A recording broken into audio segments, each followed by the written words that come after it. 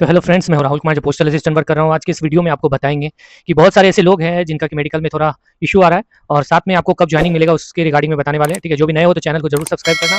Postal assistant के regarding कुछ भी जानकारी चाहिए तो आप कमेंट कर सकते हो। ठीक है, चलो वीडियो स्टार्ट करते हैं। सबसे पहले है क्या कि जो मेन इशू है, जो रोजगार मेला है 30 को, तो आप लोगों को तो ऑफिस जल्दी बुलाया गया है। ठीक है, और जिसका नाम रोजगार मेला में नहीं है वो भी 30 को ऑफिस जरूर पहुंच जाना, क्योंकि ऐसा बोला गया है कि सबों को उसी दिन ज्वाइनिंग मिलने वाला है। तो आप लोग कोशिश करना 30 को ऑफिस आ जाए तो ज्वाइनिंग आपको मिल जाएगा। ठीक है, और जो लोग अभी जिनका डॉक्यूमेंट वेरिफिकेशन हुआ है और उनको मेडिकल का डेट थोड़ा लेट मिल रहा है, तो आप कोशिश करो, रिक्वेस्ट करो वहां जाके। तो हो सकता है रिक्वेस्ट पे आपको जल्दी मिल जाए, नहीं तो फिर जो डेट मिला है उसके अकॉर्डिंग आप काम करना। ठीक है, क्योंकि लोगों को ऐसा लग रहा है कि उस डेट तक यहाँ रुके या कुछ जल्दी हो जाए, या फिर और भी कुछ बहुत कुछ सोच रहे हैं कि किसी भी तरह से जल्दी हो जाए तो ज़्यादा बेटर रहेगा। लेकिन जो भी है, अगर लंबा डेट दिया है और आप रिक्वेस्ट कर रहे हो, अगर वो नहीं मान रहा है तो एक दो दिन जाके देखना। ठीक है, आज की है कल की है, एक दो दिन जाके रिक्वेस्ट करना। तो कभी कभी क्या होता है, एक दो दिन जाने के बाद मान जाता है, तो वैसे भी कर सकते हो। या फिर आप अपने तरीका से देखो, अगर आपको घर जाने का होगा, क्योंकि बहुत लोगों को अभी 29 जनवरी का डेट मिल रहा है, तो इतना दिन पूरा दिसंबर और जनवरी तक रुकना सही नहीं है। आप आराम से घर निकल जाओ और बाकी बात जो डेट है उस डेट को आना। और देखो, जो डेट मिला है उस पर भी कंफर्म कर लेना कि उस डेट को मेरा होगा या नहीं, क्योंकि उस डेट को आप मान लो घर से आए और थोड़ा मुश्किल हो गया आपका डॉक्यूमेंट वेरिफिक मतलब मेडिकल करवाने में, तो फिर दिक्कत ही होगा। तो इसलिए पूरा कंफर्म होके जाना। और फिर बाकी बात, तो जो डेट मिला है उस डेट को चेंज करना थोड़ा मुश्किल भी है। और जैसे मेडिकल होगा तो आप सबमिट करोगे, उसके 2 से 4 दिन के बाद आपको ज्वाइनिंग मिल जाएगा। बस मेडिकल तक का ही जो प्रोसेस है उसमें दिक्कत है। बाकी बात, ऑफिस लेट नहीं करती है, क्योंकि ऑफिस अपना काम समय से कर रही है। तो जैसे ही आप मेडिकल जमा करोगे फिर सर्टिफिकेट तुरंत ही आपको ज्वाइनिंग लेटर मिल जाएगा, 1 से 2 दिन में मिल जाएगा ज्वाइनिंग लेटर। ठीक, तो जो भी है, जिसको जो भी अभी फिलहाल मेडिकल करवा के मेडिकल रिपोर्ट जमा कर दी है ऑफिस में, तो वो खास करके मुंबई जीपीओ वाले को 30 को आप आ जाओ, जिनका भी मेडिकल जमा हो गया उनको शायद ज्वाइनिंग मिल जाएगा। ठीक है, या फिर एक बार ऑफिस आके आप पता कर लो। मेरे हिसाब से तो क्योंकि सबको मिलना चाहिए कि इसके पहले भी रोजगार मेला में एक साथ ही कुछ लोगों को वहाँ भेजा गया था और कुछ लोगों को इधर ही सब कुछ हो गया था। ठीक है, तो आप लोग भी आके यहाँ पे अपना ज्वाइनिंग लेटर ले लेना और उसी दिन ज्वाइन कर जाना, तो ज़्यादा बेटर रहेगा। बाकी बात, जो एक्सटेंशन के लिए अप्लाई किए हैं और उनको मेल नहीं गया है, तो शायद 1 से 2 दिन में उनको भी मेल चला जाएगा कि उनका एक्सटेंशन अप्रूव हुआ है या नहीं हुआ है। ठीक है, और आप वैसे भी एक्सटेंशन लेने से कोई फायदा नहीं हुआ, क्योंकि अगर आप आके डॉक्यूमेंट वेरिफिकेशन कराने में एक दिन जाएगा, आने जाने का जो एक दो दिन जाएगा, उसके बाद डॉक्यूमेंट वेरिफिकेशन आप करवाते हो तो ऑटोमेटिक आपको दिसंबर और जनवरी का डेट मेडिकल में मिल रहा है, तो कोई फायदा नहीं है एक्सटेंशन 1-2 महीना लिख के देने से, वैसे भी आपका लेट ही होने वाला है। तो मेरे हिसाब से तो आप आके डॉक्यूमेंट वेरिफिकेशन करवा लो और फिर जो मेडिकल का डेट देगा उसके अकॉर्डिंग आना। वो भी एक तरह से सोच लो एक्सटेंशन ही हो गया। ठीक, अब है,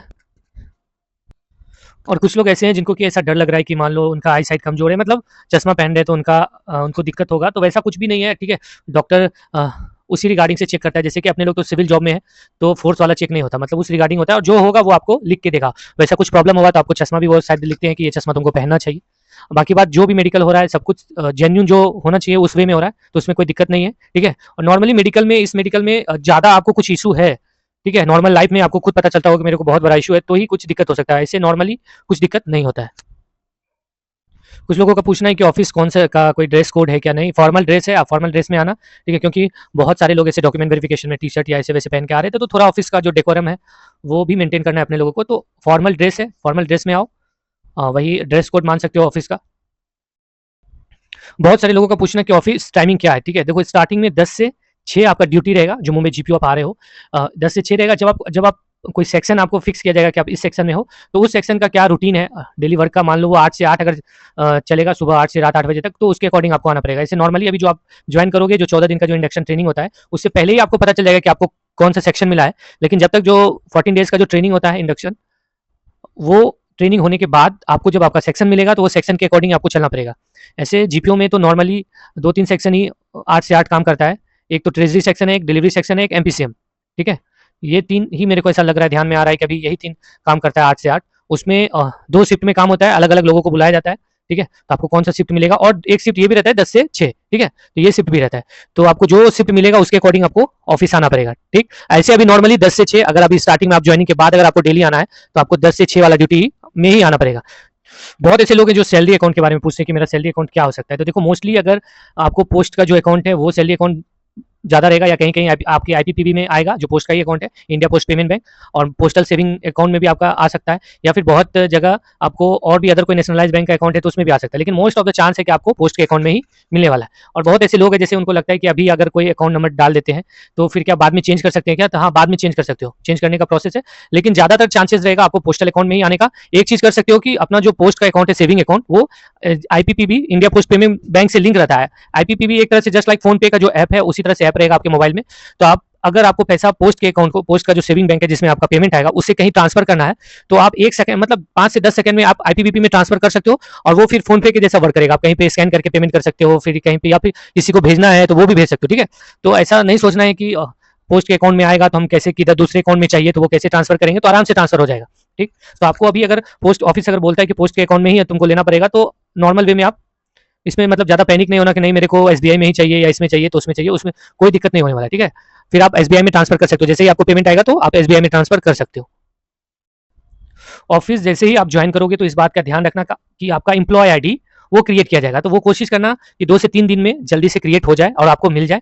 तो उससे क्या होगा कि तभी आपका सैलरी बन पाएगा, ठीक है? तो मान लो 30 को आप ज्वाइन करते हो तो उस महीने तो सैलरी आपको मिलेगा नहीं, नेक्स्ट महीने वो 1 दिन का ऐड होके मिल जाएगा।